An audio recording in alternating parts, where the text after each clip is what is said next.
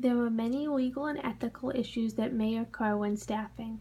However, there are also steps that can be taken to ensure that organizational practices are appropriate and effective.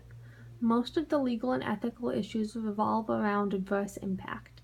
Adverse impact is a type of discrimination that acknowledges that the employer may not have intended to discriminate against a plaintiff, but an employer practices did have an adverse impact on the group which the plaintiff belongs.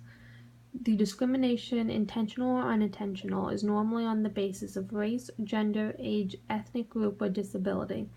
Staffing organizations should remain aware of the 80% or 4/5 rule. This rule is the guidelines for assessing the evidence of adverse impact. The 80% or 4/5 rule states that if it can be proven that a protective group received less than 80% of the desirable outcomes, for example, job offers or promotions received by a majority group, then the plaintiffs can claim to have met the burden of demonstrating adverse impact. By remaining aware of the 80% or 4/5 rule, the organization can ensure that they do not provide less than 80% of job offers or promotions to protected groups. This is one step that an organization can take to ensure that organizational practices are appropriate.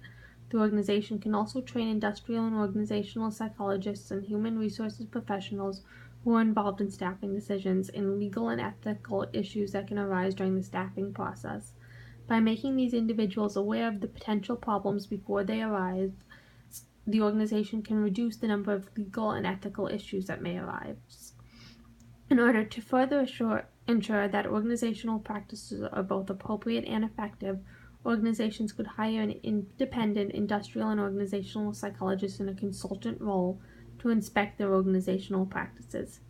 By hiring an independent industrial and organizational psychologist, the organization would get a fresh set of eyes on their organizational practices so as to be as unbiased as possible. The independent industrial and organizational psychologist could then provide the organization with an evaluation of their practices, as well as suggestions on how to make them more appropriate and effective. In addition, the organization could send out anonymous surveys to their employees on the topic of organizational practices.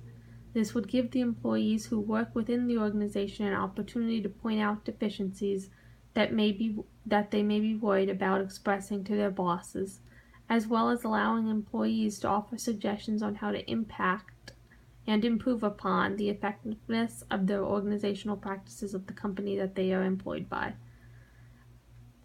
The only reference I used for this is Work in the 21st Century, An Introduction to Industrial and Organizational Psychology, 4th edition, by Landry and Kant, 2013.